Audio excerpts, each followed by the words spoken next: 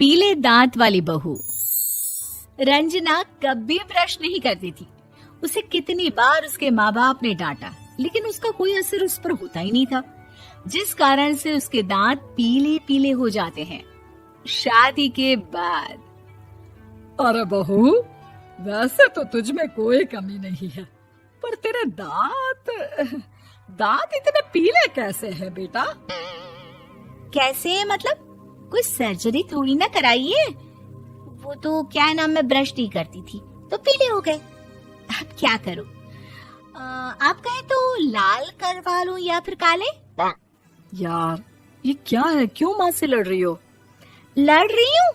अरे मैं लड़ रही हूँ या ये बोल रही है कि दांत पीले हैं, पीले। अरे तपस्या थोड़ी ना की है इन्हें पीले करने के लिए। बकायदा ब्रश नहीं किया है 20 साल तक, तब जाकर। छी, कैसी बात कर रही हो? ये उस वक्त तो पीले नहीं थे जब हम लोग तुम्हें देखने आए थे। अरे तब साफ करवा लिया होगा डेंटिस्ट के पास जाकर। अब देखो कैसे पीले पीले लग रहे हैं। रंजना सास की तरफ गुस्से से देखती है। फिर शुरू हो गई पीले पीले पीले। अरे पीले तो तब भी थे जब मेरे हाथ का रसगुल्ला उड़ा उड़ा कर खा रही थी और बोल रही थी, लड़की नहीं गुणों का खजाना दे रहे भाई साहब आप। खैर, अब वो लोग करते भी तो क्या करते, पीले दांत वाली बहू पल्ले पड़ी थी तो झेलना तो था ही। एक दिन कीर्तन में रंजना गाना गा रही थी। अरे कमला बहन, माँ का द्वार है, यहाँ तो सब शुद्ध होकर आते हैं, फिर अपनी बहू को ब्रश भी नहीं करवाती तुम। दूर से पीले पीले दांत भक्ति में बाधा उत्पन्न कर रहे हैं। अरे कोई 2 साल के बच्चे थोड़ी ना लेकर आई हूँ मैं बहू बनाकर। अच्छी खासी लड़की है, अरे कैसे करवाऊं ब्रश? ये तो उसे खुद करना चाहिए ना। अब माँ बाप तो इसके जैसे तैसे निपटा दिए, ये नहीं सोचा कि सास कैसे संभालेगी। सास बहू को लेकर घर आ जाती है, लेकिन सोच लेती है कि अब इसे लेकर कहीं नहीं जाएगी। अगले रोज बहू कहती है, अरे क्या हो गया, मंदिर नहीं जाना क्या? कीर्तन का वक्त हो रहा है। मेरी मधुर वाणी से कान्हा जी जागते हैं और सोते हैं। आप तो जानती है ना उनकी भक्ति में कितना मन लगता है मेरा। वो क्या है ना, तबीयत ठीक नहीं लग रही है मेरी, आराम करूंगी मैं। तबीयत ठीक नहीं लग रही? अभी तो मिथुन के गाने पर नाच रही थी आप, और अब बोल रही है कि तबीयत ठीक नहीं लग रही। अरे भक्ति में मन लगा लो सासू माँ, ऊपर जाना है, क्या मुंह दिखाओगी आप? हाँ? सास को बहू की बात पर गुस्सा आ जाता है। मैं क्या मुंह दिखाऊंगी, इसकी चिंता तो ना कर, समझी? अपने मुंह की चिंता कर, जो ये पीले पीले दांत लेकर हर जगह पहुंच जाती है। पता है लोग कितना मजाक बनाते हैं। ना जी ना, मैं नहीं जाना कहीं तेरे साथ। तो ये बात है।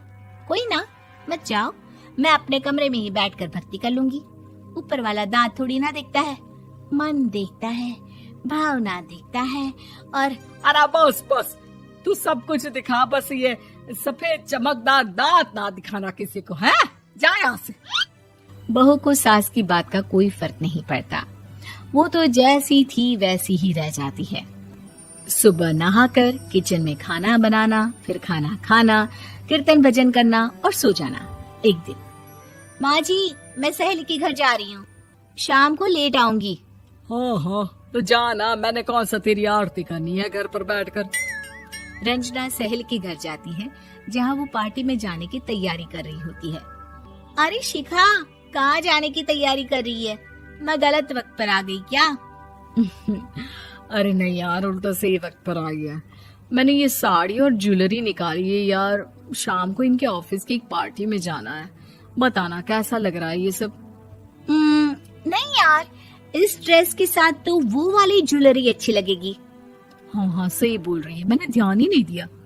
वैसे तो हमेशा से मस्त फैशन सेंस रखती है। तो बड़ा जाती होगी ना पति के साथ पार्टी में।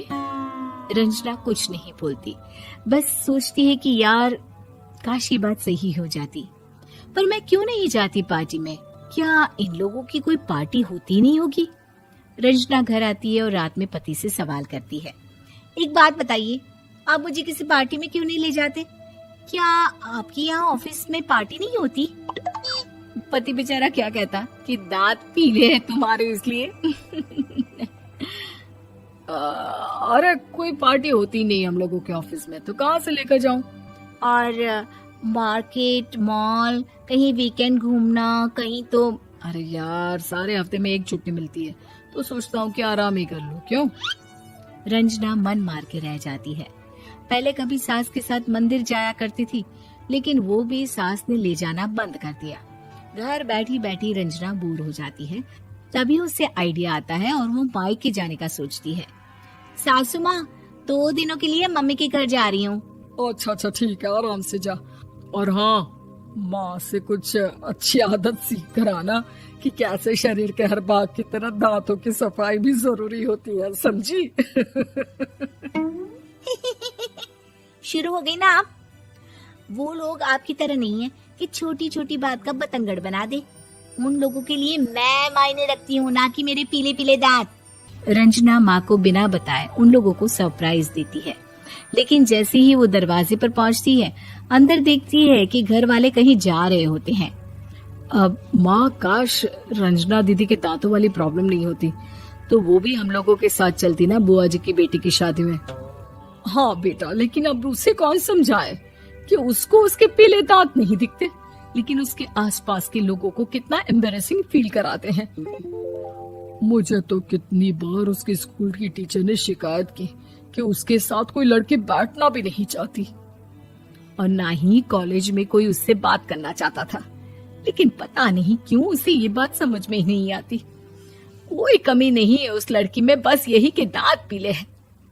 वो तो भला हो जीजा जी और उनकी माँ का, जो दीदी को जैसी है वैसे ही रखा हुआ है।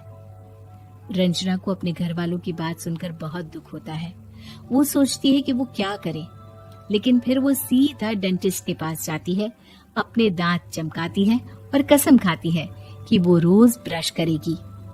अरे क्या हो गया? तुम तो 2 दिनों के लिए गई थी ना, पर कोई ना, अच्छा है, चलो आ गई तो।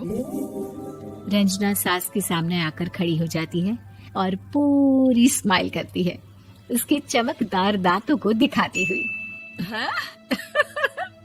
चले मंदिर? माँ, मुझे माफ कर दीजिए, मैंने आप लोगों को बहुत एम्बैरेसिंग फील करवाया। मैं आज से रोज ब्रश करूंगी।